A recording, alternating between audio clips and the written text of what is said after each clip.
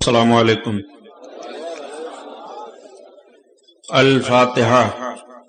قال اللہ تعالی فی شان حبیبہ ان اللہ وملائکتہ یصلون علی النبی یا ایھا الذین آمنوا صلوا علیہ وسلموا تسلیما۔ اللہم صل علی سیدنا و شفیعنا و حبیبنا و مولانا محمد معدن الجود والکرم وعلی آلہ وبارک وسلم صلاۃ و سلام علیک یا رسول اللہ صلی اللہ تعالی علیہ وسلم۔ لا الہ الا اللہ محمد رسول اللہ صلی اللہ تعالی علیہ وسلم۔ الحمدللہ الحمدللہ رب العالمین،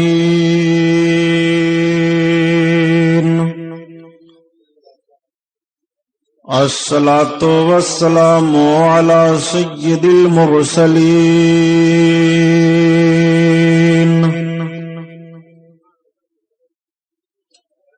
وعلی آلہ الطاہرین واصحابہ المطہرین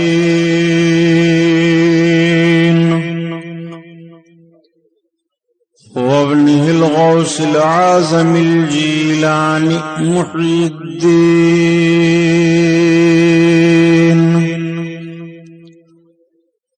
واہل بیتہ اجمعین، اما بعد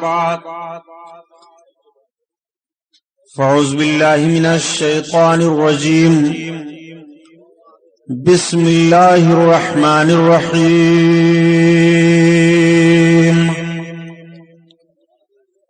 قال اللہ تعالی فی القرآن العظیم والفرقان الحمید،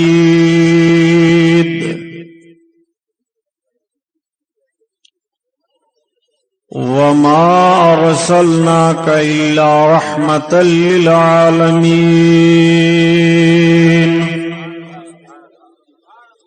صدق اللہ البصیر القدیر وصدق رسولہ الرشید النذیر، والحمد للہ رب العالمین۔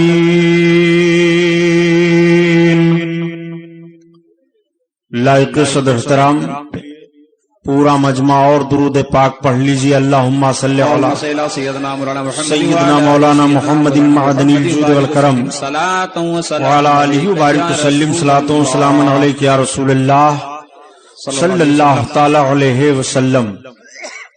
حضرات، آج کا یہ عظیم الشان رحمت عالم صلی اللہ تعالی علیہ وسلم کے جشن کا پروگرام، جو آپ کے نائک نگر سائن کی سرزمین پر منعقد ہے، مجھے سب سے پہلے یہی بتایا گیا کہ سبحانی صاحب، آپ نے اس محفل میں سرکار کے 4 سال تک کے مقدس حیات پاک کا گوشہ پیش کیا تھا، وہیں سے بیان کرنا ہے۔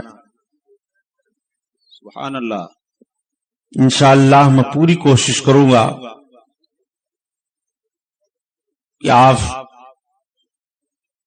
اپنے آقا صلی اللہ تعالی علیہ وسلم کی مقدس سیرت پاک کو سماعت کر کے اپنی زندگی کو آپ آقا کی مقدس سیرت کو نمونے عمل بنائیں۔ انتظامیہ سے عظیم البرکت آیت من آیات اللہ، معجزۃ من معجزات رسول اللہ، امام احمد رضا خان علیہ الرحمت والرضوان کی مقدس نعت۔ اعلی حضرت کی نعت کیا ہے؟ سرکار کی سیرت پاک کا کوئی نہ کوئی ضرور گوشہ ہے۔ بے شک، سبحان اللہ سبحان اللہ۔ جیسے مشہور زمانہ سلام آپ پڑھتے رہتے ہیں، اگر آپ کو آقا کریم صلی اللہ تعالی علیہ وسلم کے مقدس حلیہ پاک کا نظارہ کرنا ہو تو مصطفیٰ جان رحمت پہ لاکھوں سلام شعر پڑھتے جائیے اور آپ دیکھتے جائیے۔ आला हजरत अजीम उल बरकत अपने आका की मुकद्दस सीरत के जिस गोशा को भी अपनी नात में लेते हैं, पढ़ने वाला पढ़े, सुनने वाला सुने तो ईमान ताजा हो जाता है। आला हजरत आका की बारगाह में अर्ज करते हैं, या रसूलल्लाह सल्लल्लाहु ताला अलैहि वसल्लम, चमक तुझसे पाते हैं सब पाने वाले। सुभान अल्लाह, बहुत खूब, सुभान अल्लाह, सुभान अल्लाह। चमक तुझसे पाते हैं सब पाने वाले, चमक तुझसे पाते हैं सब पाने वाले, मेरा दिल भी चमका दे चमकाने वाले। सुभान अल्लाह, वाह वाह वाह वाह। ये इस्तिगासा आप मोहब्बत से पेश करो बारगाह रिसालत में, तो आका जरूर करम फरमाते हैं। वाकया सुनाना मकसद नहीं है, सिर्फ अशार के मफहूम को आपके जहन में बैठाना चाहता हूं। सरकार की बारगाह में दो सहाबी हाजिर थे, रात का वक्त था, अपने कुछ अर्ज व मारूज सरकार की बारगाह में रख रहे थे। जब उठ करके वहां से जाने लगे तो अर्ज करते हैं, या रसूल अल्लाह, रास्ता तारीख है सरकार, हमारे पास कोई रोशनी नहीं है। तो अब अपने आका का करम देखिए, सरकार ने फरमाया, लाओ तुम अपनी लाठी हमको दे दो। सहाबी के हाथ में एक लाठी थी, जैसे आका ने अपने दस्ते पाक में लिया, वापस किया तो उस लाठी में रोशनी आ गई, वो रोशनी फैल गई। सुभान अल्लाह। अब दोनों सहाबी उसी रोशनी में चले जा रहे हैं। एक ऐसे मकाम पर पहुंचे जहां से दोनों का रास्ता अलग हो रहा था। उनको अपने घर जाना था, दूसरे को अपने घर जाना था। लाठी एक रोशन थी, तो जो दूसरे थे उनके पास भी एक लाठी थी। उन्होंने उस लाठी से जिसमें रोशनी थी अपनी लाठी को टच कर दिया, तो वही रोशनी उसमें भी आ गई। सुभान अल्लाह, बहुत खूब। अब दोनों सहाबी उसी रोशनी में अपने अपने घर चले गए। तो अब आला हजरत का शेर पढ़िए तो आपकी समझ में बात खुद आ जाएगी। चमक तुझसे पाते हैं सब पाने वाले, वाह वाह। या रसूल अल्लाह,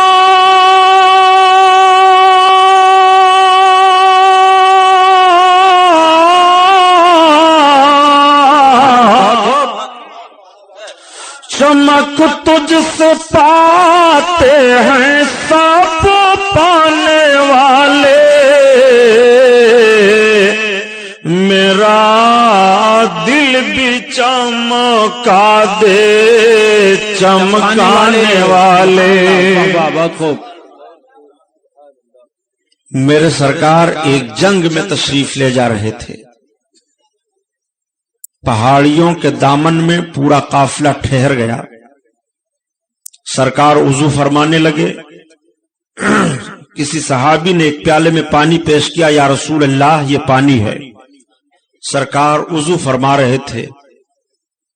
आकाए करीम सल्लल्लाहु ताला अलैहि वसल्लम ने वुजू कर लिया, पानी खत्म। सहाबा ने अर्ज किया, या रसूल अल्लाह, अब हमारे पास पीने के लिए पानी नहीं है। सारे लश्करी प्यास से परेशान हैं। अब अपने आका की अजमत मुलाहजा फरमाइए। सरकार ने यह नहीं फरमाया कि मैं यहां कहां से पानी दूं। सरकार फरमाते हैं, अली इधर आओ। हजरत अली करीब गए। एक सहाबी को सरकार ने और पुकार दिया, खिदमत में हाजिर हुए। आका ने इरशाद फरमाया, इस पहाड़ के पीछे चले जाओ, एक हबशी गुलाम पानी लिए जा रहा है, उसे ले आओ। اب بتائے ہوئے سرکار کے اس پتہ پر دونوں صحابی پہنچے. ذرا صحابیوں کا عقیدہ ملاحظہ فرمائیے. ان کا یہ عقیدہ ہے کہ میرے سرکار یہاں جلوہ افروز ہو کر کے پہاڑ کے پیچھے کی جو خبر دے رہے ہیں وہ صحیح ہے. سبحان اللہ. اور لوگوں کی نگاہ نہیں دیکھ رہی ہے، مگر میرے آقا پہاڑ کے پیچھے بھی ملاحظہ فرما رہے ہیں. اور صرف پانی لے جانے والے ہی کو نہیں دیکھ رہے ہیں، یہ بھی بتا رہے ہیں کہ لے جانے والا غلام ہے، حبشی ہے، پانی لے کر جا رہا ہے. بتائے ہوئے پتے پر پہنچے. اس سے کہا چلو تم کو ہمارے آقا بلا رہے ہیں. اس نے کہا میں اپنے آقا کے پاس جاتا ہوں. کہا نہیں تمہیں چلنا پڑے گا. کون آقا؟ کہا جو سارے آقاؤں کے آقا ہیں ان کی بارگاہ میں. حضرت علی اس غلام کو لے کر کے آئے. سرکار نے فرمایا کہ اس کا مشکیزہ کھولو. نبوت والا ہاتھ لگا، اس کا مشکیزہ کھلا. سرکار نے فرمایا پانی پی لو، اپنے اپنے مشکیزوں کو بھر لو، گھوڑوں کو پلا دو، اونٹوں کو پلا دو. اب سارے لوگ پانی پی رہے ہیں، پلا رہے ہیں. جب دیکھا جا رہا ہے تو آقا نے فرمایا اس کا مشکیزہ منہ باندھو، اس کو واپس کر دو. تو غلام دیکھ کر کے حیران رہ گیا کہ جتنا پانی پہلے تھا اتنا اب بھی ہے. سبحان اللہ. تو عرض کیا یا رسول اللہ پانی بعد میں لوں گا، پہلے غلامی میں آپ لے لیجئے. سبحان اللہ. سبحان اللہ. واہ واہ. تو سرکار نے غلامی میں لیا، کلمہ پڑھایا، اسلام میں داخل فرما لیا. اب وہ صحابی ہو گئے. انہوں نے عرض کیا یا رسول اللہ آپ اپنا نبوت والا ہاتھ میرے چہرے پر پھیر دیں. انہوں نے دیکھا تھا کہ یہ نبی ہیں، ان کا ہاتھ مشکیزے سے لگ گیا تو پانی ختم نہیں ہوا، اور ان کا مقدس ہاتھ اگر میرے چہرے پر لگ جائے تو میرے چہرے کا حسن بڑھ جائے گا. سبحان اللہ. سرکار نے مسکراتے ہوئے فرمایا آؤ قریب آؤ. جب قریب گئے تو سرکار نے اپنا ہاتھ ان کے چہرے پر لگا دیا. آقا کا ہاتھ لگنا تھا کہ وہ خوبصورت ہو گئے. مولانا روم رحمت اللہ تعالی علیہ اپنی زبان میں فرماتے ہیں کہ ثانی یوسف شد در جمال و در کمال.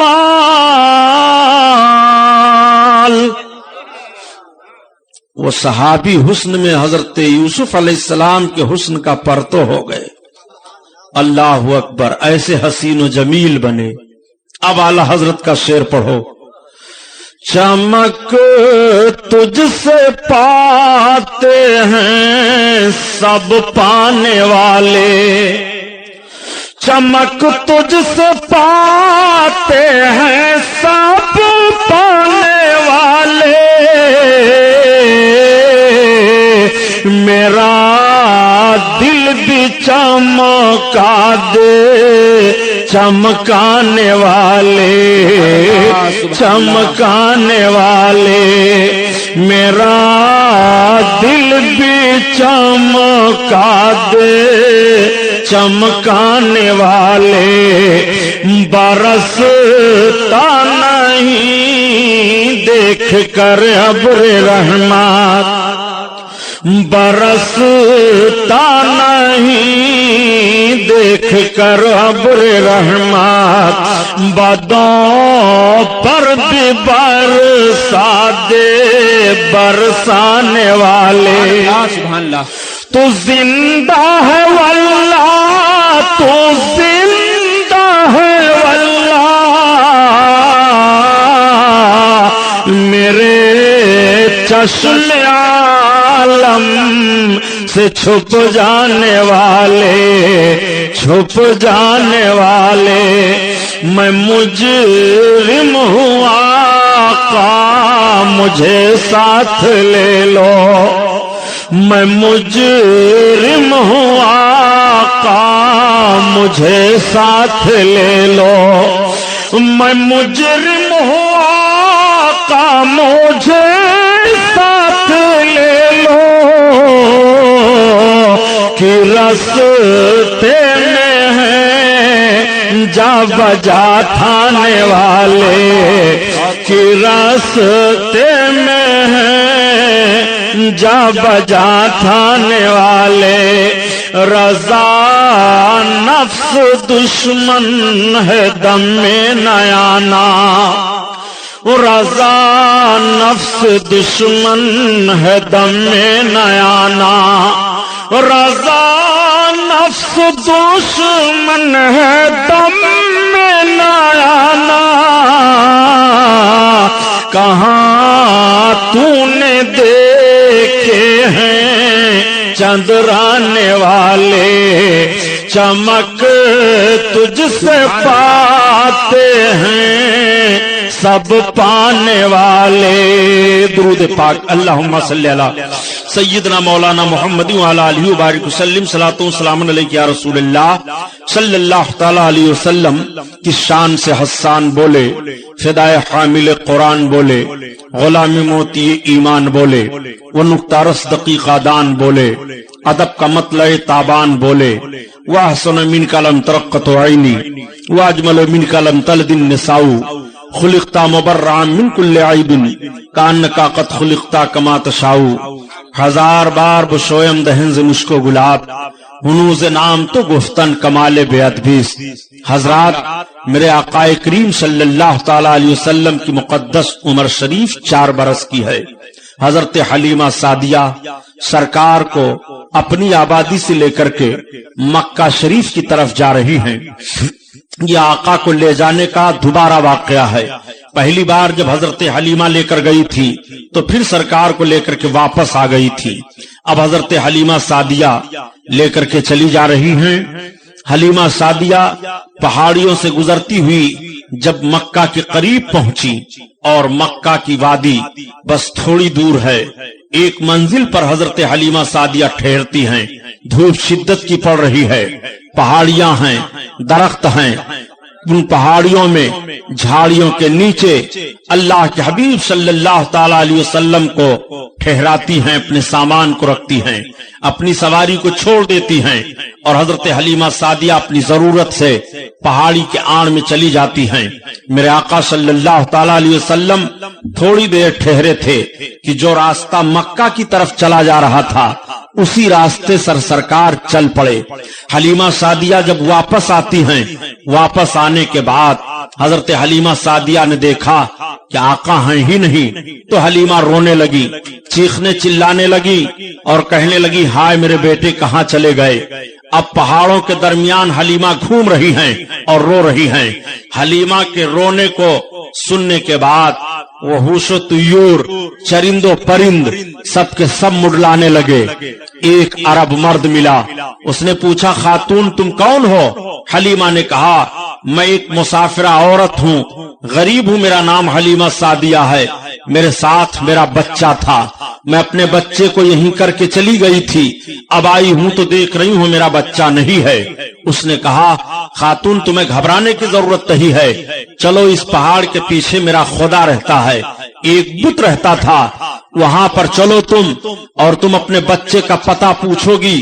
تو مجھے یقین ہے کہ میرا خدا بتا دے گا وہ مشرک عرب مرد حضرت حلیمہ سعدیہ کو لے کر کے بت کے سامنے گیا اور جانے کے بعد کہا اے میرے خدا یہ ایک غریب عورت ہے مسافرہ ہے یہ رو رہی ہے اس کا بچہ غائب ہو گیا اس کا پتہ بتا دیجئے اتنا کہنا تھا کہ بت کے اندر سے ایک آواز آتی ہے اے پوچھنے والے تم اس بچے کا پتہ پوچھ رہے ہو کہ وہ غائب ہو گئے ہیں نہیں بلکہ ان کا حال تو یہ ہے کہ ان کے نقش قدم پر چل کر کے نہ جانے کتنے غائبوں کو ہدایت حاصل ہوگی وہ راستہ پا جائیں گے اور یہ کہتے ہوئے بت تھر تھرا کر کے گرا زمین پر اوندھا ہو گیا وہاں سے حضرت حلیمہ بھاگی اور پھر پہاڑیوں کے درمیان سے چلی آ رہی ہیں میرے آقا مکہ شریف کی طرف جا رہے ہیں ادھر سے عمر بن ہشام آ رہا تھا ابو الحکم اس کو کہا جا رہا تھا اس وقت وہی بعد میں ابو جہل بنا چنانچہ اس کی نگاہ پڑی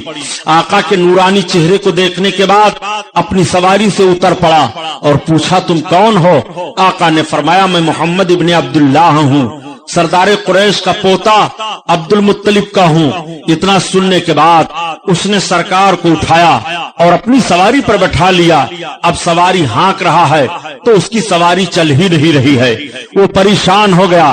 پھر اس نے سرکار کو آگے کیا اور پیچھے خود بیٹھا. اب سواری ہانک رہا ہے تو سواری چلی جا رہی ہے. یہ تعجب میں پڑ جاتا ہے. اب یہیں پر آپ اپنے ذہن و فکر کو حاضر کر کے سوچئے. جانور کو بھی معلوم ہے کہ رحمت للعالمین پیچھے رہیں اور آقا کا دشمن آگے رہے، یہ مجھ سے گوارا نہیں ہے. وہ سواری نہیں جا رہی ہے. جب آقا آگے ہو گئے اور دشمن پیچھے ہے تو وہ سواری بھاگتی چلی جا رہی ہے. لا کر کے مکہ میں پہنچا. ادھر مکہ میں خبر پہنچ گئی تھی کہ حلیمہ سعدیہ سرکار کو لا رہی تھی اور راستے میں غائب ہو گئے.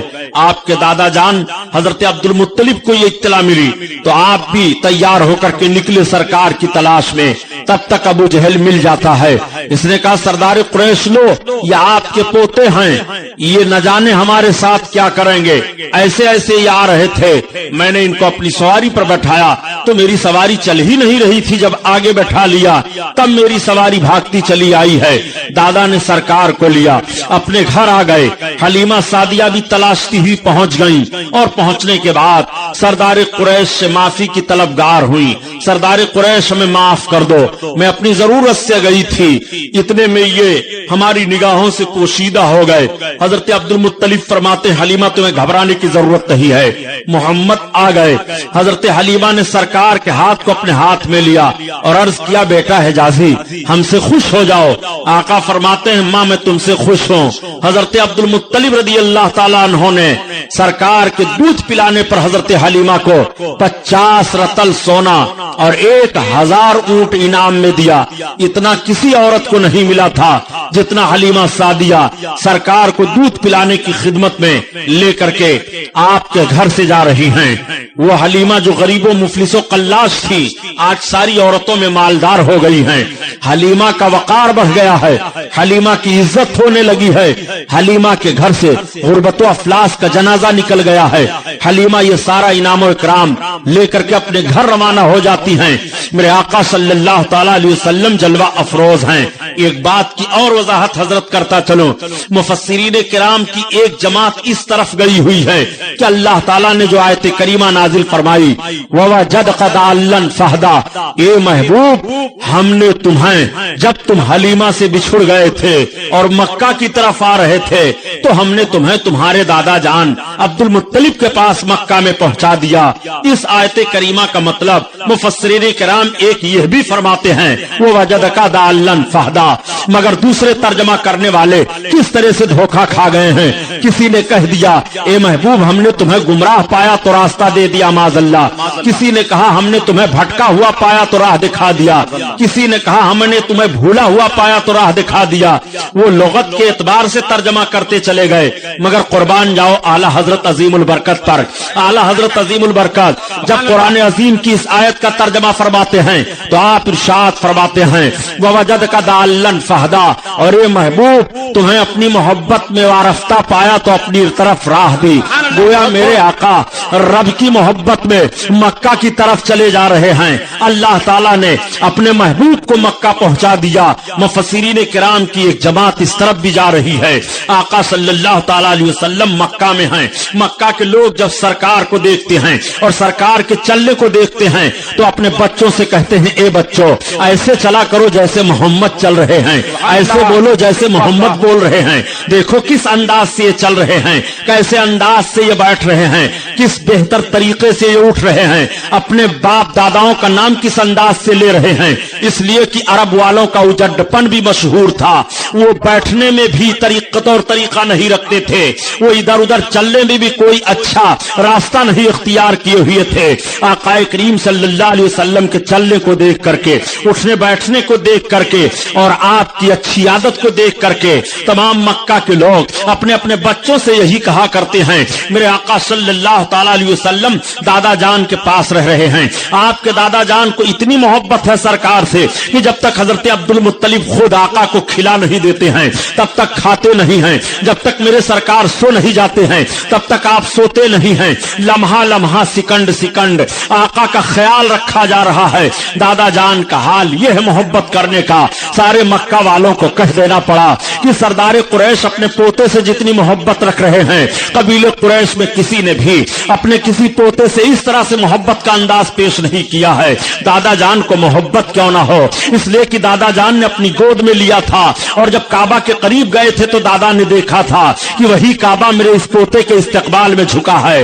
दादा ने देखा था कि मेरे पोते की ये सारी निशानियां जाहिर हैं। दादा भी जान रहे हैं कि ये मेरा पोता अजीम इंसान दुनिया का बनकर के आया है। यही वजह है कि जब कहत साली में मक्का के लोग शिकार हुए तो जाकर के सरदार कुरैश हजरत अब्दुल मुत्तलिब से अर्ज करते हैं, सरदार कुरैश हम कहत साली के शिकार हो गए हैं, पानी का एक कतरा हमें नहीं मिल रहा है, हमारे लिए बारिश की दुआ फरमा दीजिए। तो दादा जान ने सरकार को लिया और लेकर के खाने काबा के करीब गए। काबा की दीवार से लग करके दुआ मांगते हैं आका का वसीला पेश करके। इधर हाथ दुआ से सर मुंह पर फेरे जा रहे हैं कि उधर बादल छा जाता है और बारिश होने लगती है। मैं अर्ज करना चाहता हूं, आज वसीले पर बड़ी बहसें की जा रही हैं, मगर क्या तुम तारीख को भुला दोगे? क्या तुम्हें हदीस की किताबों में बातें नहीं मिल रही हैं कि दादा जान ने सरकार का वसीला लेकर के बारिश की दुआ मांगी है? खुद हजरत अली के बाप अबू तालिब ने सरकार का वसीला पेश करके बारिश की दुआ मांगी है। खुद अगली कौमें आकाए करीम सल्लल्लाहु अलैहि वसल्लम का वसीला पेश करके अपने दुश्मनों के मुकाबले में फतेह की दुआ मांगा करते थे। उसकी निशानदही कुरान कर रहा है। मैं पूछना चाहता हूँ, सीरतुल नबी तो तुम बयान करते चले जा रहे हो और नबी करीम के मुकद्दस गोशे पर एतराज भी कर रहे हो। नबी का मुकद्दस बचपन है और नबी के बचपन का वसीला लिया जा रहा है, नबी के चेहरे का वसीला लिया जा रहा है, नबी के पाकीज़ा माहौल का वसीला लिया जा रहा है, नबी के किरदार और रफ्तार का वसीला लिया जा रहा है, नबी कौनैन की मुकद्दस पाकीज़ा निगाहों का वसीला लिया जा रहा है। मैं अर्ज करना चाहता हूँ, वसीला छोड़ देना, गोया नबी कौनैन सल्लल्लाहु अलैहि वसल्लम की मुकद्दस जिंदगी के एक गोशे को तर्क कर देना है। सीरतुल नबी तो यही है कि मुकम्मल नबी की सीरत पर अमल किया जाए। आओ जरा देखो, आकाए करीम सल्लल्लाहु ताला अलैहि वसल्लम का वसीला पेश करके बारिश तलब की जा रही है और बारिश हो रही है। दादा जान सरकार को घर ला रहे हैं। घर के अंदर ऐसे अंदाज से आका के साथ पेश आया जा रहा है कि घर का हर फर्द मोहब्बत कर रहा है। मक्का की जिस गली से नबी चल रहे हैं, सारे लोग देख करके मोहब्बत से देखा करते हैं और देख करके ताज्जुब कर रहे हैं। जो अपने बनने वाले हैं वो भी सरकार से मोहब्बत कर रहे हैं, जो सामने बाद में तलवार लेकर के आने वाले हैं वो भी आका से मोहब्बत कर रहे हैं, जो नबी के कदमों में कुर्बानी पेश करने वाले हैं वो उनकी नजरें भी सरकार पर पड़ रही हैं। लेकिन देखने के बाद सब यही कह रहे हैं, ऐसा बेहतरीन हम लोगों ने इंसान नहीं देखा, इतनी अच्छी चाल वाला नहीं देखा, ऐसा पाकीज़ा माहौल पैदा करने वाला नहीं देखा।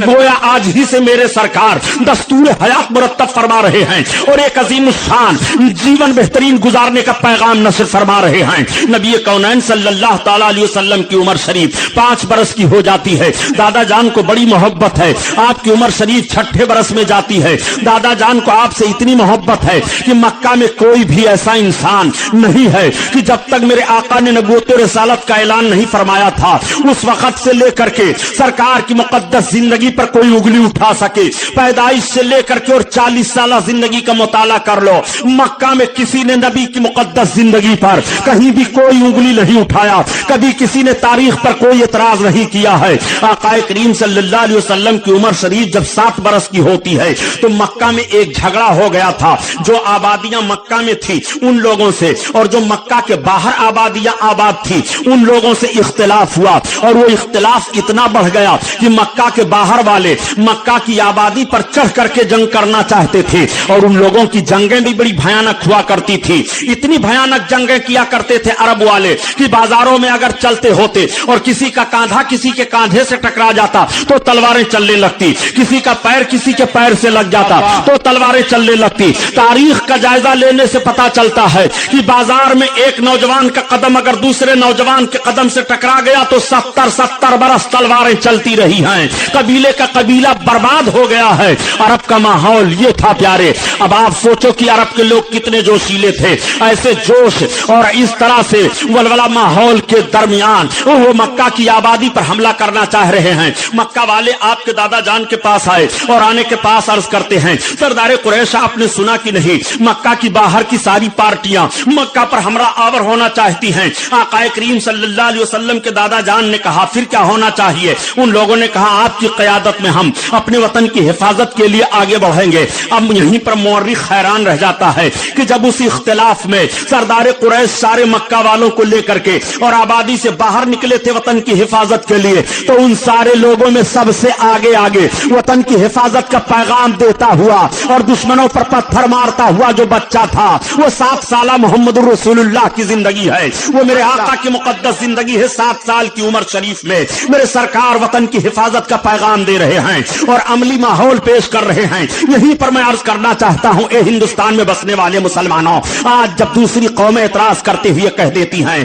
کہ سب سے بڑا ملک کا دشمن مسلمان ہے، ہمارے اوپر خفیہ ایجنسی کے ایجنٹ ہونے کا الزام لگایا جاتا ہے، تو میں کہتا ہوں کہ یہ تمہارے ذہن کی اور تمہارے فکر کی پیداوار ہے۔ مسلمان اس نبی کا کلمہ پڑھ رہا ہے جس نبی نے 7 سال کی عمر شریف میں وطن کی حفاظت کا پیغام دیا ہے، اور جس نبی نے اعلان نبوت کے بعد ارشاد فرمایا تھا کہ وطن سے محبت کرنا یہ بھی فرائض میں سے ہے۔ آقا کے اس ارشاد پر مسلمان عمل کر رہا ہے۔ جو حقیقت میں مسلمان ہے وہ ملک کے ساتھ غداری نہیں کر سکتا ہے۔ ملک کے ساتھ غداری تم کر رہے ہو کہ عبادت گاہیں تم برباد کر رہے ہو، ملک کے ساتھ غداری تم کر رہے ہو کہ اقلیتوں کے حقوق کو تم لوٹ رہے ہو، ملک کے ساتھ غداری تم کر رہے ہو کہ اپنی فسطائیت کے آگے دوسری قوموں کو مجروح کر رہے ہو، ملک کے ساتھ غداری تم کر رہے ہو کہ ملک کو غربت کے دہانے پر جھونک رہے ہو، ملک کے ساتھ غداری تم کر رہے ہو کہ ملک کو تباہیوں کے ماحول میں تم لے جا رہے ہو۔ یہ تمہاری تاریخ بتا رہی ہے، ہماری تاریخ تو وہی رہی ہے کہ ملک کی حفاظت کا پیغام ہم نے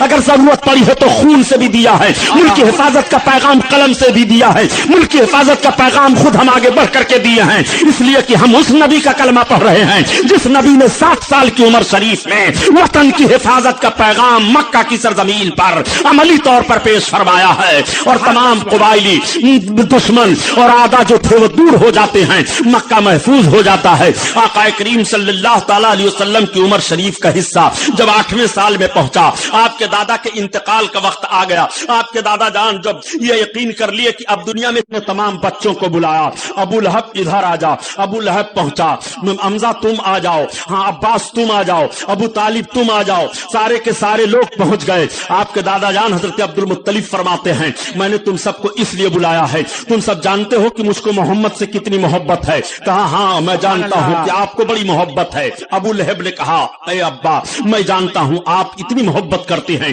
کہ جب تک وہ کھانا نہیں کھا لیتے ہیں تب تک آپ کھانا نہیں کھاتے ہیں، جب تک وہ مطمئن ہو کر سو نہیں جاتے ہیں تب تک آپ سوتے نہیں ہیں، آپ لمحہ لمحہ ان کی خدمت کرتے ہیں اور ان کا لحاظ رکھتے ہیں۔ تو حضرت عبد المطلب نے فرمایا میرے بچوں میں کون ہے جو ان کی خدمت کرے گا؟ ابو لہب نے کہا میں خدمت کرنے کے لیے تیار ہوں ابو طالب۔ اب حضرت عبد المطلب نے کہا نہیں میں تجھے نہیں دوں گا تب تک حضرت حمزہ بول پڑے میں خدمت کروں گا۔ آپ نے فرمایا نہیں حمزہ تم ابھی چھوٹے ہو۔ تب تک حضرت عباس بول پڑے میں خدمت کروں گا۔ آپ نے فرمایا عباس تم کلیل کثیر العیال ہو۔ تب تک حضرت علی کے باپ ابو طالب بول پڑے میں ان کی خدمت کروں گا۔ دادا جان نے حضرت علی کے باپ ابو طالب کا ہاتھ لیا اور سرکار کے دستے پاک میں دے دیا، اور پھر آنکھیں بند ہو جاتی ہیں، روح قد سے انفری سے پرواز کر جاتی ہے۔ 8 برس کی عمر شریف میرے سرکار کی ہے، آپ کے سامنے دادا جان کا انتقال ہوتا ہے، آنکھیں آنسوؤں سے بھیگ جا رہی ہیں۔ مورخ بیان کرتا ہے کہ مکہ کی سرزمین پر اس طرح سے کوئی پوتا بھی اپنے دادا کے انتقال پر نہ رویا جس طرح سے میرے آقا کی مقدس آنکھوں سے آنسو گرے ہیں۔ میرے سرکار روئے کس کے لیے نہیں ہے؟ آقا کا دادا جان کا جب انتقال ہو رہا ہے تو آنسو بہ رہے ہیں، سرکار کی ماں کا انتقال ہوا تو آنسو بہ رہے ہیں، اور سب سے زیادہ میرے آقا کے آنسو ہم گنہگار امتیوں کے حق میں بہے ہیں۔ رات بات بھر نبی ہم گنہگاروں کی مغفرت کے لیے روتے رہے، رب کی بارگاہ میں آنسو بہاتے رہے۔ مسلمانوں میں آپ سے پوچھنا چاہتا ہوں کبھی آپ نے بھی اپنی زندگی کا جائزہ لیا کہ نہیں کہ ایسے ماحول میں رہتے ہوئے رات کی تاریکی میں اپنے آقا کو یاد کر کے آنکھوں سے آنسو کے چند قطرے کبھی گرے ہیں کہ نہیں؟ خدا کی قسم اگر نبی کی محبت میں آنکھوں سے آنسو کے چند قطرے گر گئے تو مغفرت کی ضمانت بن جائیں گے۔ آقا کریم صلی اللہ تعالی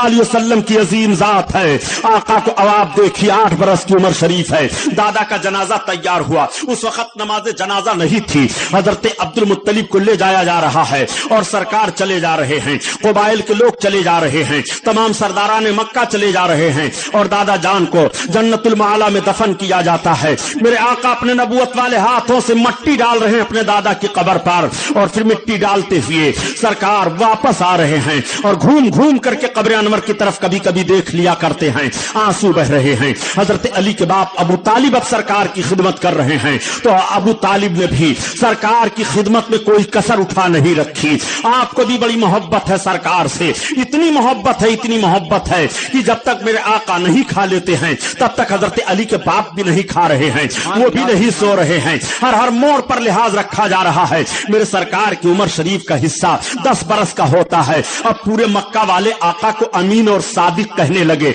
आका का 2 नाम पड़ जाता है, एक नाम अमीन और दूसरा नाम सादिक। नबी को अमीन और सादिक क्यों कहा जा रहा है, जरा इसको भी आप जहन में बैठा लीजिए और यहीं पर जिंदगी के दोनों रुख को देख लीजिए। अगर एक इंसान अपनी जिंदगी को इन्हीं दोनों तस्वीरों में ढाल ले और यही दोनों माहौल उसके अंदर आ जाएं, तो फिर वो इंसान बनकर के जीवन बिताता है। वो अमीन बनकर के जिए और सादिक बनकर के जिए। जब वो अमीन बनकर के जिंदा रहेगा, खयानत नहीं करेगा, तो दूसरों के हुकूक नहीं मारे जाएंगे। जब वो अमीन बनकर के जिंदा रहेगा तो दूसरों की हक तलफी नहीं होगी। जब वो अमीन बनकर के जिंदा रहेगा तो दूसरों को नुकसान नहीं पहुंचाएगा। जब वो अमीन बनकर के जिंदगी गुजारेगा तो दूसरों के लिए भलाई सोचेगा। जब वो अमीन बनकर के जिंदगी गुजारेगा तो मुआशरे में अच्छाइयां फैलेंगी। जब वो अमीन बनकर के जिंदगी गुजारेगा तो बहु बेटियों की आबरू की हिफाजत होगी। जब अमीन बनकर के जिंदगी गुजारेगा तो निगाहों का तकद्दुस सलामत रहेगा। जब अमीन बनकर के जिंदगी गुजारेगा तो पाकीज़ा माहौल बर्पा कर देगा। जब अमीन बनकर के जिंदगी गुजारेगा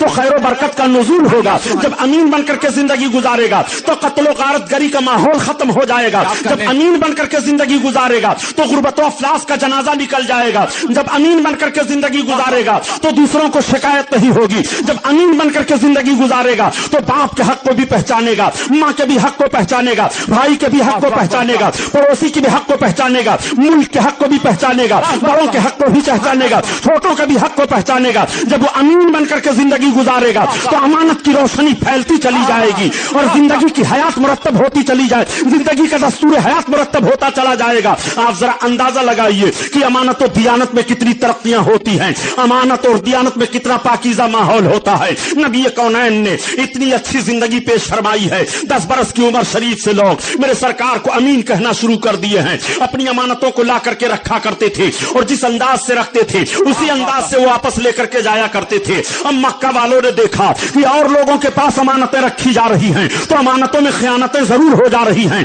मगर मोहम्मद एक ऐसे अमीन निकले हैं कि उनके पास जितनी अमानतें रखी जा रही हैं हूबहू उसी तरह से अमानतें पाई जा रही हैं। आकाए करीम सल्लल्लाहु अलैहि वसल्लम को मक्का वालों ने अब सादिक भी कहना शुरू कर दिया है। सादिक क्यों कह रहे हैं? मक्का वाले देख रहे हैं कि मोहम्मद जब से बोल रहे हैं उस वक्त से इनकी जबान से कोई गलत लफ्ज नहीं निकला है, कोई बेहुदा बात नहीं आई है और किसी को इनकी जबान से कोई तकलीफ नहीं पहुंची है। मैं नौजवानों से मुखातब हूं और नौजवानों को बता देना चाहता हूं, नौजवानों तुम अपनी जबान की पाकीज़ा माहौल को अपने लिए इस्तेमाल किया करो। तुम्हारी जबानों से बेहुदा बातें नहीं निकलनी चाहिए। आज का नौजवान है अपनी जबान पर फिल्मी गानों का लाया करता है और फिल्मी गीतों में मचलते हुए नौजवानी की रूह को बर्बाद करता हुआ दिखाई दे रहा है। मैं पूछना चाहता हूं, 10 बरस की मुकद्दस जिंदगी मेरे आका की है और पाकीज़ा माहौल सरकार ने किस तरह से पेश किया है कि मुकद्दस जबान से कभी नबी करीम ने एक लफ्ज भी जुमला गलत ना निकाला, एक शब्द भी मुकद्दस नबी की जबान से गलत नहीं निकलता है।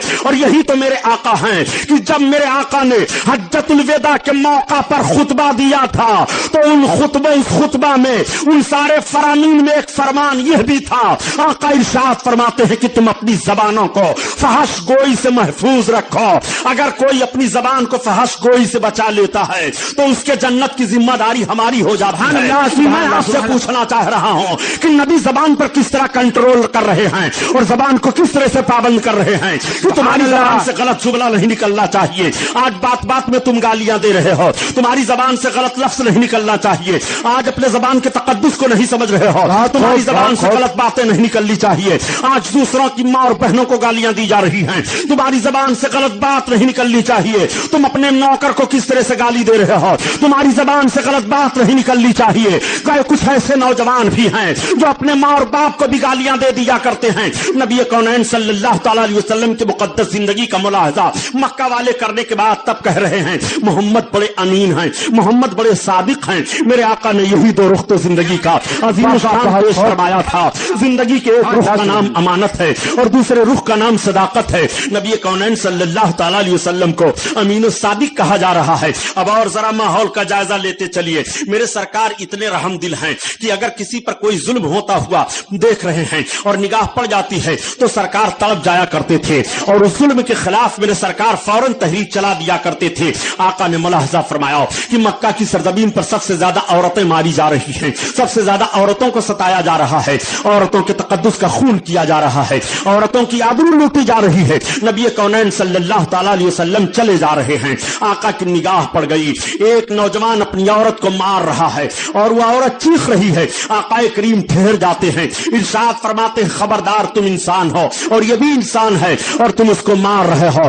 اس نے کہا دیکھنے کے بعد چہرے نبوت، اے محمد تمہارے امانت و صداقت کی قسم ہے اب میں نہیں ماروں گا، اگر تم نہ آ گئے ہوتے تو آج میں نے عہد کر لیا تھا کہ مارتے مارتے اس کے جسم کی ہڈیاں توڑ ڈالوں گا، لیکن آ گئے ہو تو اب نہیں میں ماروں گا۔ وہ عورت ایک آہ لیتی ہے اور کہتی ہے اے زمین و آسمان کے پیدا کرنے والے معبود، یہ کیسے نوجوان عرب میں نکل گئے ہیں، یہ کہاں سے چلے آئے ہیں؟ جب ان کو دوسروں کی عورت کے ساتھ ظلم ہوتا ہوا دیکھ رہے ہیں اور اتنا رحم ہے تو ان کو اپنے گھر والوں پر کتنا رحم ہوگا، ان کو اپنی بیوی پر کتنا رحم کرنے کا انداز ہوگا۔ اس طرح سے وہ کہتی ہوئی واپس چلی جا رہی ہے۔ آقا کریم صلی اللہ علیہ وسلم ایک روز اور تشریف لے جا رہے ہیں، ایک گلی میں دیکھا کہ ایک مالک اپنے غلام کی پٹائی کر رہا ہے، غلام چیخ رہا تھا اور بچاؤ بچاؤ کی آواز دے رہا تھا۔ آقا کریم صلی اللہ علیہ وسلم تشریف فرما ہوئے، غلام کی آنکھیں بھیگی ہوئی ہیں، وہ ہچکیاں لینے لگتا ہے۔ نبی کونین صلی اللہ علیہ وسلم فرماتے ہیں تم کیسے انسان ہو کہ خود اس سے کام لے رہے ہو، یہ تمہارا غلام ہے اور اس کو تم مار رہے ہو، تمہیں تو رحم کرنا چاہیے۔ اس نے کہا اے محمد تمہارے امانت و صداقت کی قسم ہے آج میں مارتے مارتے اس کی چمڑی ادھیڑ ڈالتا، لیکن آ گئے ہو تو اب میں ماروں گا نہیں۔ اس نے مارنا بند کر دیا۔ غلام سوچتا ہے کاش ایسے شریف عرب مرد کی غلامی میسر ہو جاتی تو زندگی کا مقصد حاصل ہو جاتا۔ یہ کتنے اللہم صلی علی سیدنا مولانا محمد معدن الجود والکرم وعلی آلہ وبارک وسلم صلاۃ و سلام علیک یا رسول اللہ صلی اللہ تعالی علیہ وسلم۔ آقا کریم صلی اللہ تعالی علیہ وسلم کے اس رحم و کرم کو دیکھنے کے بعد ہر طرف ایک ماحول برپا ہو جاتا ہے اور ہر طرف لوگوں کی ہی آوازیں آنے لگتی ہیں کہ ایسا رحم دل اور ایسا امین و صادق ہم لوگوں نے نہیں دیکھا۔ آقا صلی اللہ تعالی علیہ وسلم ملاحظہ فرما رہے ہیں کہ سب سے زیادہ عرب کی سرزمین پر بچیوں کو ستایا جا رہا ہے، بچیاں ماری جا رہی ہیں۔ آقا صلی اللہ تعالی علیہ وسلم نے ان کے لیے کیا کیا ابھی آپ آگے مضمون میں بیان سماعت فرمائیں گے۔ نبی کریم صلی اللہ تعالی علیہ وسلم کی عمر شریف 11 برس کی ہو جاتی ہے۔ آپ نے دیکھا کہ آپ کے چچا حضرت علی کے باپ ابو طالب تجارت کے لیے اور ذریعہ معاش کے لیے بڑے کوشاں رہتے ہیں۔ ایک روز سرکار نے اپنے چچا سے فرمایا چچا جان میں دیکھ رہا ہوں کہ آپ کے اوپر اخراجات بہت زیادہ ہیں، خرچ کی ذمہ داریاں زیادہ ہیں، آپ بہت زیادہ پریشان رہتے ہیں، آپ اگر ہمیں اجازت دے تو تجارت میں بھی آپ کے ساتھ چلنا چاہتا ہوں۔ حضرت علی کے باپ ابو طالب کہتے ہیں بیٹا میں تمہیں حکم تو نہیں دے سکتا، لیکن اگر چلنے کے ارادہ رکھ رہے ہو تو ٹھیک ہے، یہ تو ہمارے لیے بڑا بہتر ہوگا۔ میرے آقا بھی تیار ہو گئے، مال تجارت تیار کیا گیا، تجارتی قافلہ سج دھج کے ساتھ اب مکہ شریف سے روانہ ہو رہا ہے۔ اس تجارتی قافلہ میں میرے سرکار بھی شامل ہو جاتے ہیں۔ جب تاجروں کو پتا چلا کہ اب کی ابو طالب کے ساتھ محمد بھی تجارت کرنے کے لیے چل رہے ہیں تو سارے کے سارے لوگ بہت خوش تھے۔ ان کی خوشی کا حال یہ تھا کہ اتنا اچھا اور اتنا بڑھیا انسان آج ہمارے تجارتی قافلہ میں موجود ہے، جس کے خیر و برکت کو ہم شروع سے دیکھتے چلے آ رہے ہیں اور جن کے ہونے سے محفل میں 4 چاند لگ جایا کرتے ہیں، کوئی شکایت نہیں ہوتی ہے، سب اطمینان اور سکون سے رہتے ہیں۔ چنانچہ آقا کریم صلی اللہ تعالی علیہ وسلم بھی تجارتی قافلہ کے ساتھ چلے جا رہے ہیں۔ وہ قافلہ کئی منزلیں طے کرنے کے بعد ملک شام کے قریب پہنچا اور جب رات ہو جاتی ہے تو تمام تجارت کے سامان رکھ دیے جاتے ہیں۔ رکھنے کے بعد ایک گرجا گھر قریب میں تھا، اس گرجا گھر کے اندر سے ایک پادری نکلا اور نکلنے کے بعد وہ آتا ہے۔ اس نے تاجروں سے پوچھا یہ تو بتاؤ تم سارے کے سارے لوگ کہاں سے آئے ہو؟ ان سارے لوگوں نے کہا ہم عرب سے آئے ہیں، مکہ شریف مکہ کی سرزمین سے آئے ہیں، ہم تجارت کرنے کے لیے شام جا رہے ہیں۔ کہا مکہ سے آئے ہو؟ کہا ہاں۔ پوچھا تمہارے اس تجارتی قافلہ کا سردار کون ہے؟ پہلے زمانے میں قافلہ وائز لوگ چلا کرتے تھے تو اس قافلے کا کسی نہ किसी को अमीर बना लिया करते थे, और जो आबादी से लेकर के और बाहर तक अमीर होता था, अगर वो तिजारती काफिला में है तो वही अमीर हर हालत में रहता था। चुनांचे ये मक्का में हैं तब भी सरदार कुरैश माने जा रहे हैं, अपने ताजिर काफिलों में हैं जब भी इनको सरदार तस्लीम किया जा रहा है। लोगों ने बता दिया वो देखो हमारे सरदार अबू तालिब हैं। अबू तालिब के पास जब वो राहिब गया तो मेरे सरकार कयाम फरमा है, सरकार का चेहरा देख रहा है, पूरे हयूला का जायजा ले रहा है, और देखने के बाद उसने कहा कि आप ही ताजिर सरदार हैं, तिजारती काफिला के सरदार हैं? कहा हाँ मैं ही तिजारती काफिला का सरदार हूं, बताओ क्या कहना चाहते हो? उस राहिब ने कहा हम सिर्फ इतना बता देना चाहते हैं कि आज तक यहाँ पर या तो कोई नबी आकर के ठहरा है या तो कोई अल्लाह का वली आकर के ठहरा है, और सुनो हमको ऐसा लग रहा है कि ये जो बच्चा आपके साथ में है इनके अंदर नबी आखिरुज़्ज़मा होने की सारी निशानियां पाई जा रही हैं, हो ना हो यही नबी आखिरुज़्ज़मा है। इसलिए मैं आपसे कह रहा हूं कि ए तुजारे काफिला के सरदार, आप ऐसा कीजिए कि इनको लेकर के वतन वापस हो जाइए, इनको आगे लेकर के न बढ़िए। ऐसा ना हो कि यहूदो नसारा देखें और इनको देख करके पहचान लें तो कुछ तकलीफ पहुंच जाए। चुनांचे हजरत अली के बाप ने वहीं अपना माल औने पौने करके तिजारती काफिला को दे दिया और वहीं से आप रुखसत हो गए, मक्का शरीफ वापस आ जाते हैं। अब और आपकी मोहब्बत बढ़ जाती है। आका सल्लल्लाहु ताला अलैहि वसल्लम का ये मामला बहुत शोहरत इख्तियार कर गया कि नबी जा रहे, मोहम्मद जा रहे थे रास्ते में, और इस तरह से एक राहिब ने इनके ताल्लुक से खबर दी है। ये वाकया हदीस की तमाम किताबों में है और सीरत की तमाम किताबों में पाया जा रहा है। जब मेरे सरकार पहली बार तिजारत के लिए अपने चचा हजरत अली के बाप अबू तालिब के साथ चले थे, सरकार की उम्र शरीफ आगे बढ़ती चली जा रही है। उम्र पाक का एक हिस्सा ऐसा आता है कि जब 15 और 16 बरस के आप होते हैं तो अब 15 और 16 बरस का नौजवान कितना अच्छा लगता है अगर वो सेहतमंद हो। और हमारे आका का हाल तो ये था प्यारे कि सरकार की सूरत को देखने के बाद हर कोई देखा करता था कि आज तक अरब की सरजमीन पर इतना हसीनो जमील हम लोगों ने देखा ही नहीं किसी को, इतनी जाज़बियत थी मेरे आका के मुकद्दस चेहरे में। यही तो वजह है प्यारे, ये वो मुकद्दस नूरानी चेहरा है कि रब ताला अपने महबूब के चेहरे की कसम याद फरमा रहा है, वद्दुहा वल्लैलि इज़ा सजा। ये महबूब तुम्हारे रुखे रोशन की कसम है, ये महबूब का रुखे रोशन है, ये सरकार का मुकद्दस चेहरा है कि कुफारो मुशरिकीन देखने के बाद भी कहा करते थे ये झूठे का चेहरा नहीं हो सकता है, ये किसी सच्चे ही का चेहरा है, ये तो इमामुल सादिकीन है मेरे आका।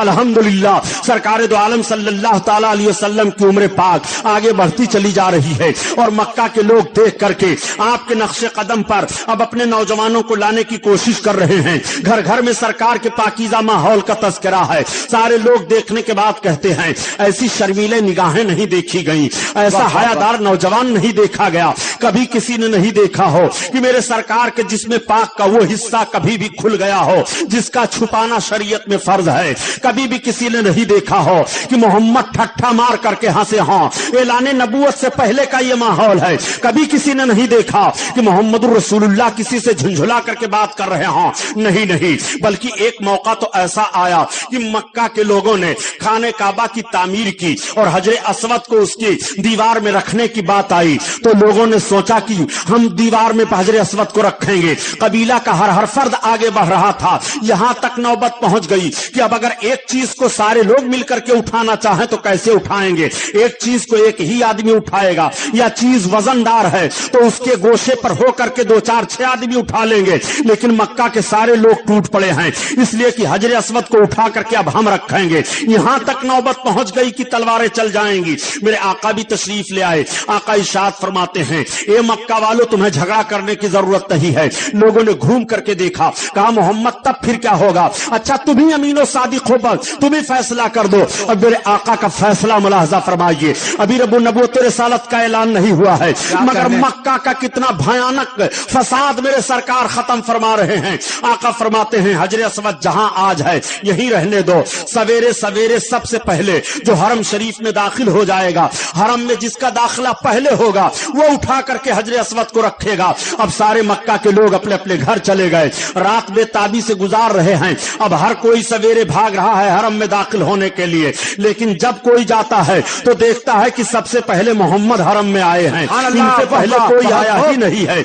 अल्लाह अकबर। अब सारे लोगों ने कहा मोहम्मद इब्ने अब्दुल्लाह अब आप ही का हक है, आप अब हजरे असवद को उठा करके سامنے رکھیے. اب میرے سرکار کا انصاف ملاحظہ فرمائیے. سرکار نے ایک چادر بچھا دی اور چادر بچھانے کے بعد میرے آقا نے اس میں حجر اسود کو اٹھا کر کے رکھا, اور اٹھا کر رکھنے کے بعد سرکار نے ارشاد فرمایا کہ ہر قبیلے کا ایک سردار آگے آ جائے. اب ہر قبیلے کے ایک سردار کو سرکار نے لے لیا اور ارشاد فرمایا کہ ہر قبیلے کا ایک سردار چادر کے ایک گوشے کو پکڑ لے. اب سارے سرداروں نے چادر کے گوشے کو پکڑ کر کے اٹھایا. پھر میرے سرکار نے حجر اسود کو لیا اور اس کے اصلی مقام پر رکھ دیا. اس طرح سے مکہ کا اتنا بھیانک فساد ہونے والا ماحول ختم ہو جاتا ہے, اور مکہ والے دیکھ کر کے حیران رہ جاتے ہیں کہ محمد نے کس طرح سے انصاف کر دیا ہے اور کیسے حسن سے اور کتنی اچھائی سے کام لیا ہے کہ کتنا بھیانک ماحول پیدا ہونے والا تھا فساد کا, لیکن انہوں نے روک دیا ہے. آقا کریم صلی اللہ تعالی علیہ وسلم نے اس فساد کے ماحول کو روکا ہے. آپ سے اب میں پوچھنا چاہتا ہوں, آقا کی ایک طرف تو زندگی بھی دیکھتے چلیے اور دوسری جانب بھی اندازہ لگاتے چلیے کہ کس طرح سے میرے سرکار درود دستور حیات مرتب فرما رہے ہیں اور اصول زندگی کس طرح سے دے رہے ہیں. ایک انسان کو کیسے زندہ رہنا چاہیے, اگر وہ قوم کی سرداری کرنا چاہتا ہے تو وہ کس طرح سے زندگی اختیار کرے, اگر وہ قوم میں نمایاں حیثیت سے رہنا چاہتا ہے تو اس کو اپنی زندگی کا ماحول کیسے بنانا چاہیے. نبی پاک صلی اللہ علیہ وسلم کی مقدس زندگی دیکھتے چلو. رب تعالیٰ اسی لیے تو قرآن میں بیان فرما رہا ہے کہ لقد کان لکم فی رسول اللہ اسوۃ حسنہ, تحقیق محبوب کی زندگی تمہارے لیے نمونہ اصل ہے, نمونہ عمل ہے. نبی کونین صلی اللہ علیہ وسلم کی پاکیزہ زندگی کو دیکھو, بچپن سے لے کر کے اور جوانی تک کا ماحول ملاحظہ کرتے چلیے. میرے سرکار کی عمر پاک بڑھتی چلی جا رہی ہے, اور جب آپ 18-20 برس کی زندگی میں آئے, ایسا ماحول زندگی پاک کا ہوا تو اور زندگی نکھرتی چلی جا رہی ہے, اور دیکھ دیکھ کر کے لوگ تعجب کرنے لگے ہیں. اس ماحول میں میرے سرکار کو تجارت کی کئی بار ضرورت پڑی, لیکن کوئی ایسا تجارتی ماحول نہیں مل رہا تھا کہ جس ماحول میں ہو کر کے میرے سرکار تجارت فرمائیں. آقا کریم صلی اللہ تعالی علیہ وسلم سوچنے لگے کہ تجارت کے لیے ہاتھ بڑھانا چاہیے, ذریعے معاش کچھ ہونا چاہیے, اس لیے کہ میرے آقا کا ایک ایک فعل امت کے لیے نمونہ عمل ہے.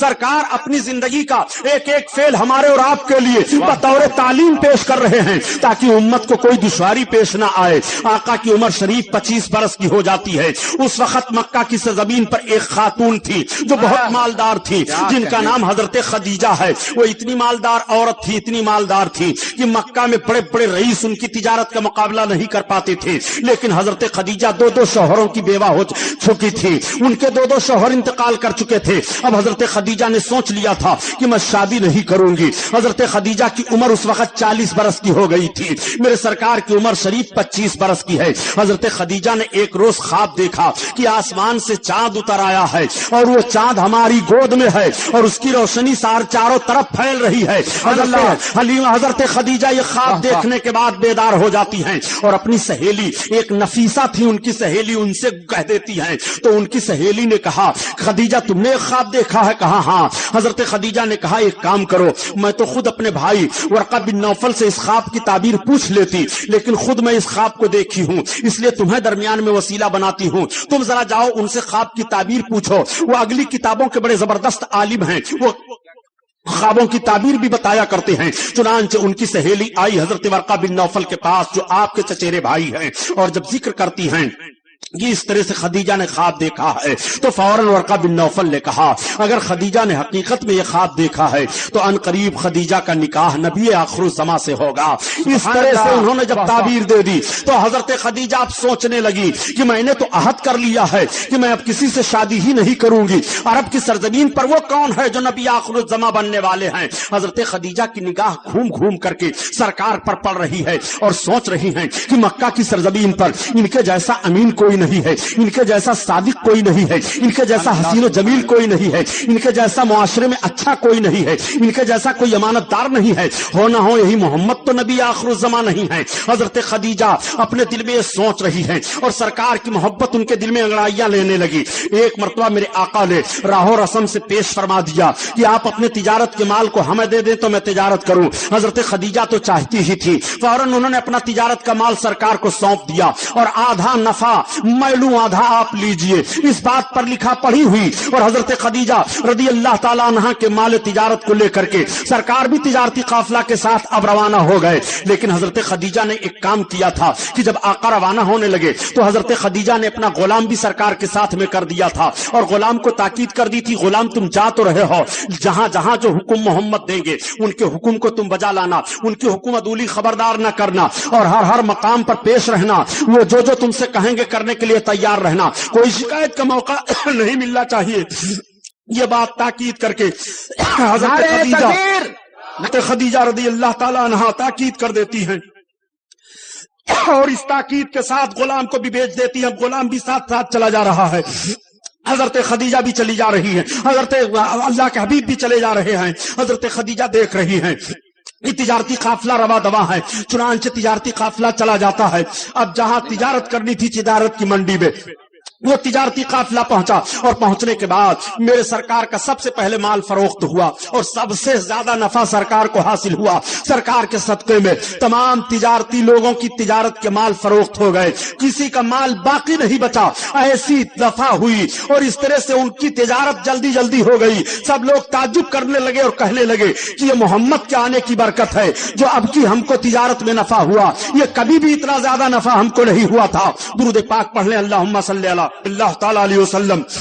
इतना नफा हम लोगों को कभी भी नहीं मिला। लेकिन हजरत खदीजा के जो गुलाम साथ साथ गए थे, अब उनका बयान जरा मुलाहजा फरमाइए। वो देख करके इस बात पर हैरान रह गए कि मोहम्मद जब जाते हैं और जहां तिजारती काफिला के लोग पड़ाव डालते हैं और खेमा नसब किया जाता है, तिजारत का सामान रखा जाता है, आज जिस दरख्त पर ज्यादा पत्ते होते हैं और साया फैला होता है उस दरख्त के नीचे तो तमाम लोग चले जाते हैं। लेकिन जिस दरख्त में पत्ते कम हैं या सूखा हुआ दरख्त है, कभी कभी हमने खेमा उसके नीचे लगा लिया तो उस दरख्त में पत्ते लग गए हैं और उसका साया उसी तरफ चला आया है। जिधर मेरे सरकार हैं हलीमा का, हजरत खदीजा के गुलाम ये माहौल देख करके हैरान रह गए। और उसी गुलाम ही का ये बयान है कि जब पहाड़ियों के दरमियान से हम गुजरते तो कभी कभी पहाड़ियों के दरमियान से एक आवाज आया करती थी, अस्सलातु वस्सलामु अलैका या नबी अल्लाह, अस्सलातु वस्सलामु अलैका या रसूल अल्लाह। और यही रवायत तो हजरत अली से भी है। हजरत अली ने इरशाद फरमाया कि मेरे आका जब पहाड़ियों के दरमियान से गुजरते थे तो पहाड़ियों के दरमियान से आवाज आती थी, अस्सलातु वस्सलामु अलैका या रसूल अल्लाह। जब हम लोग घूम करके देखते थे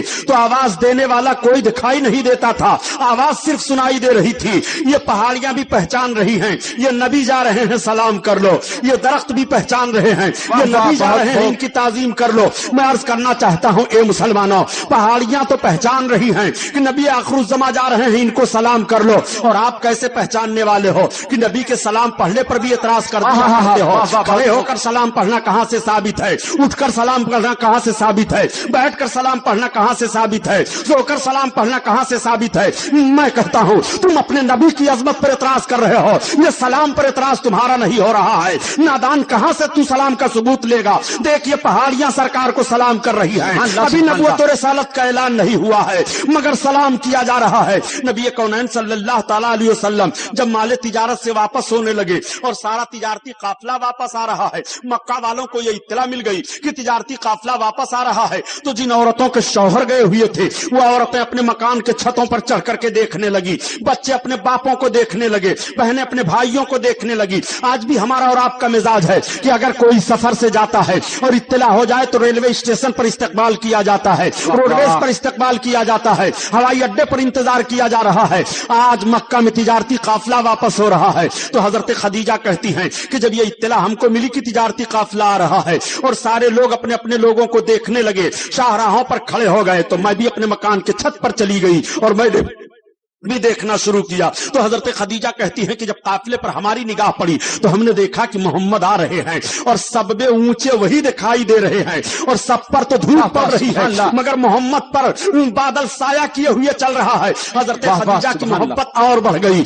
मेरे सरकार तशरीफ लाए, तिजारत का माल रखा गया और हिसाबो किताब सारा हुआ, बड़ा अच्छा नफा हुआ। आधा नफा मेरे सरकार ने लिया, आधा हजरत खदीजा को मिला। लेकिन अब हजरत खदीजा के दिल में एक अजीब इंगड़ाई मोहब्बत ले रही है, वो बेकरार हो जाती हैं। वही अपनी सहेली नफीसा के जरिया से हजरत खदीजा ने निकाह का पैगाम भेज दिया सरकार को। आका करीम इरशाद फरमाते हैं, निकाह तो मुझे मंजूर है लेकिन पहले रुक जाओ, मैं अपने चचा अबू तालिब से पूछ लूं میرے آقا کی عادت کریمہ یہ تھی کہ سرکار بلا مشورہ کے کوئی کام نہیں کیا کرتے تھے. یہیں پر تعلیم امت میرے سرکار دے رہے ہیں. امت کو علم مل رہا ہے, تعلیم حاصل ہو رہی ہے کہ بغیر کوئی کام مشورہ کے نہیں کرنا چاہیے. اگر آپ میں کوئی بوڑھا ہے تو اس مشورے میں ضرور بوڑھے کو شامل کر لو, مشورے میں دانشوروں کو شامل کر لو, مشورے میں اچھے لوگوں کو شامل کر لیا کرو. آقا کریم صلی اللہ علیہ وسلم حضرت علی کے باپ اپنے چچا ابو طالب کے پاس گئے اور آپ فرماتے ہیں کہ چچا جان آپ نے سنا کہ نہیں؟